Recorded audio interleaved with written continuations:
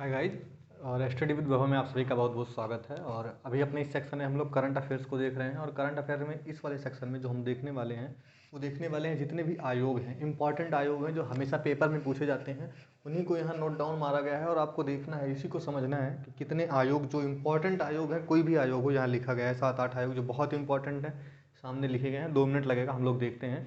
थोड़ा भी अगर अच्छा लगता है तो प्लीज़ लाइक करिएगा, और समझ में आए तो सब्सक्राइब जरूर करिएगा। बाकी देखते रहिए। अभी हम लोग स्टार्ट करते हैं और ध्यान से देखिएगा चीज़ों को। सबसे पहले जैसे नीति आयोग आपके सामने लिखा गया है, तो नीति आयोग से रिलेटेड जितने क्वेश्चन बन सकते हैं आपके सामने यहाँ लिख सकते हैं। जैसे कि नीति आयोग का फॉर्मेशन कब हुआ था, तो 1 जनवरी 2015 को हुआ था। क्यों? क्योंकि इससे पहले एक कमीशन होता था, योजना आयोग, जिसे आप लोग प्लानिंग कमेटी कहते हैं, योजना आयोग। तो योजना आयोग को ही खत्म करके मोदी जी की सरकार 2014 में बनी, सब जानते हैं। 2014 में इन्होंने ऐलान कर दिया था कि अब इसके जगह पे कोई कमीशन आएगा, तो नीति आयोग आया। नेशनल इंटरफेस फॉर प्लानिंग जो है ट्रांसफार्मिंग इंडिया के लिए इसका नाम था, national interface for transforming India इसका फुल फॉर्म होता है। तो नीति आयोग इसी की जगह पे आया, काम वही था, कोई दिक्कत नहीं है। बस याद रखिएगा ये कोई संवैधानिक संस्था नहीं है। पेपर में पूछ चुका है कि क्या नीति आयोग संवैधानिक संस्था है? नहीं, ये विधिक संस्था है, संवैधानिक संस्था नहीं है। ठीक है, सीधे से याद रखिएगा, डायरेक्ट याद रखिएगा कि ये संवैधानिक संस्था नहीं है। पेपर में पूछ चुका है। कब फॉर्मेशन हुआ? 2015 में। अब देखिए, पूछता है कि इसके प्रथम अध्यक्ष कौन थे, फर्स्ट अध्यक्ष कौन थे। तो देखिए, फर्स्ट अध्यक्ष के लिए तो कोई समस्या ही नहीं है। फर्स्ट अध्यक्ष का जो था पीएम होता है। नीति आयोग का अध्यक्ष ही जो होता है वो पीएम होता है। तो प्रथम अध्यक्ष देखो, मोदी जी की सरकार जब से शुरू हुई अभी तक उन्हीं की है। तो मोदी जी उस समय पीएम थे, तो मोदी जी ही उस समय के प्रथम अध्यक्ष बन गए। मोदी जी प्रथम अध्यक्ष थे और मोदी जी अभी वर्तमान समय में भी अध्यक्ष हैं। लेकिन एक उपाध्यक्ष होता है जिसको सही से लीड करता है। तो प्रथम उपाध्यक्ष जो थे वो कौन थे? अरविंद पनगड़िया। ठीक है, अरविंद पनगड़िया प्रथम उपाध्यक्ष थे। और प्रथम सीईओ जो होता है वो कौन थे? सिंधुश्री खुल्लर। अगर आप याद करना चाहें, बहुत आराम से याद रख सकते हैं। ठीक है, अरविंद पनगड़िया और सिंधुश्री खुल्लर, ये कौन थे? फर्स्ट अध्यक्ष और फर्स्ट उपाध्यक्ष और सीईओ का पद है ये। अब देखिए, वर्तमान समय में नीति आयोग के उपाध्यक्ष कौन है? आपसे सबसे ज़्यादा पूछे जाने की संभावना इस क्वेश्चन की होती है।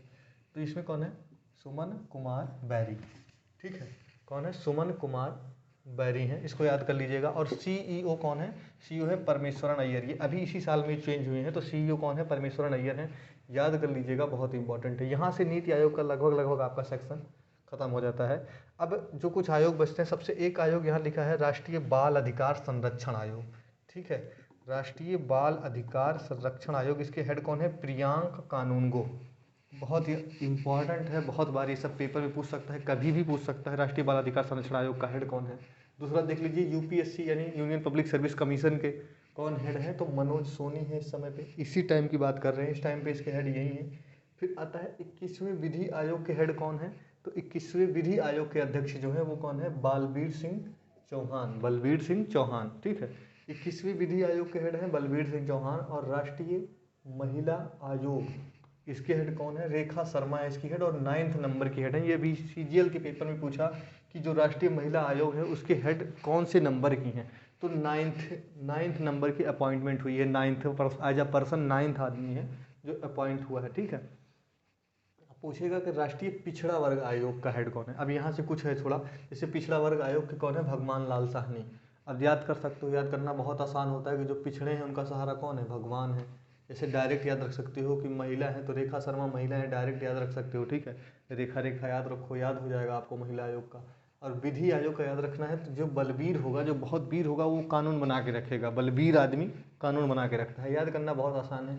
और यूपीएससी, देखो यूपीएससी में उसी का सिलेक्शन होता है जो खरा सोना होता है। ठीक है, तो आराम से याद हो जाता है, केवल आप देखने की देर है। जो खरा सोना है वही यूपीएससी में सिलेक्ट होगा।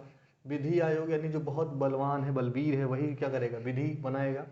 और महिला है तो रेखा शर्मा महिला, एक ही नाम है। और पिछड़ा वर्ग का, तो पिछड़ा जो पिछड़ा है उसके सब भगवान है, उसके सहारा है, ईश्वर ही उसके सहारे हैं। ठीक है, अब दिन आता है 7th पे कमीशन, 7वां वेतन आयोग। 7वें वेतन आयोग के हेड कौन है? अशोक कुमार माथुर साहब। ठीक है, अशोक कुमार माथुर कौन है? 7th पे कमीशन के हेड है।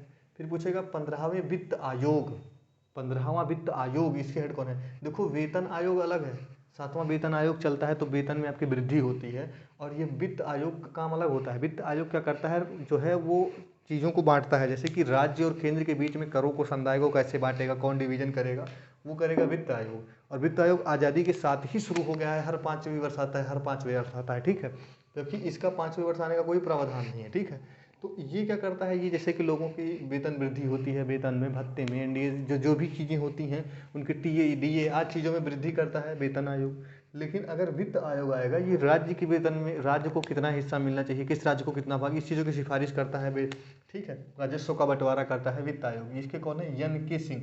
सबसे ज़्यादा पेपर में कोई चीज़ पूछा गया तो यही पूछा जाता है कि 15वां वित्त आयोग इस समय कौन है, तो 15वें वित्त आयोग है एन के सिंह। इनका पूरा नाम दे रखा, ठीक है। अब देख लीजिए, एक अभी एकदम बिल्कुल चर्चा में है ये लोकपाल का पद अभी आया। तो लोकपाल कौन है? प्रदीप कुमार मोहंती। अब देखो, लोकपाल को ऐसे भी याद रख सकते हो या लेखपाल को याद रख लो, तो मोहंती याद रख लो। ऐसे नहीं याद होता तो लोकपाल जो होता है ये मनरेगा के लिए है। और अगर कोई व्यक्ति मनरेगा में काम करता है तो उसको बहुत मेहनत करना पड़ता है, मेहनती होना पड़ेगा आपको, तो ऐसे भी याद कर सकते हो। देन आता है कि एससी आयोग, ठीक है, राष्ट्रीय एससी आयोग यानी राष्ट्रीय यानी नेशनल शेड्यूल कास्ट कमीशन, ठीक है, इसको लिख सकते हो NSSC, नेशनल शेड्यूल कास्ट जो है काउंसिल। इसके हेड कौन है? आयोग के हेड कौन है? विजय सांपला। एससी आयोग के हेड कौन है? विजय सांपला है। और एसटी आयोग, नेशनल एसटी आयोग के कौन है? राष्ट्रीय शेड्यूल ट्राइब्स काउंसिल, राष्ट्रीय अनुसूचित जनजाति काउंसिल के हेड कौन है? हर्ष चौहान है। फिर पूछेगा राष्ट्रीय मानवाधिकार आयोग के हेड कौन है? तो अरुण कुमार मिश्रा है। बहुत इंपॉर्टेंट लिखा है, जितना लिखा, अगर इसमें से एक भी इंपॉर्टेंट नहीं होगा तो बताइएगा। तो राष्ट्रीय मानवाधिकार आयोग के हेड हैं अरुण कुमार मिश्रा, बहुत इंपॉर्टेंट है। अगला है अल्पसंख्यक आयोग, इसमें रख लीजिएगा राष्ट्रीय अल्पसंख्यक आयोग कहा जाता है, ठीक है। राष्ट्रीय अल्पसंख्यक आयोग, अल्पसंख्यक का मतलब समझते हैं, मुस्लिम हुआ, सिख हुआ, और क्या कहते हैं, ईसाई हुआ, जैनी हुआ, बुद्धिज्म हुआ, मतलब हिंदू को छोड़ के इतर सभी अपने यहाँ क्या माने जाते हैं? अल्पसंख्यक माने जाते हैं। तो इनके लिए जो आयोग है उसके हेड हैं सरदार इकबाल सिंह लालपुरा। अब याद करने में कोई दिक्कत नहीं, देखो इनके नाम से पहले सरदार लगा है, ठीक है। और इकबाल एक मुस्लिम नाम, एक सरदार नाम हो गया। तो सरदार जी जो सिख होते हैं वो क्या होते हैं? अल्पसंख्यक होते हैं। तो अल्पसंख्यक में आते भी हैं और अल्पसंख्यक इनको हेड भी कर रहा है, गवर्न भी कर रहा है। तो याद करना बहुत आसान है, आपके सामने लिखा है। थोड़ा भी अगर अच्छा लगता है, पढ़ने में सही लगा हो, तो प्लीज़ लाइक करिए, शेयर करिए, और हो सके तो जरूर सब्सक्राइब करिए। बाकी देखते रहिए स्टडी विद वैभव, आप सभी का हमेशा स्वागत रहा है और रहेगा। बाकी धन्यवाद देखने के लिए।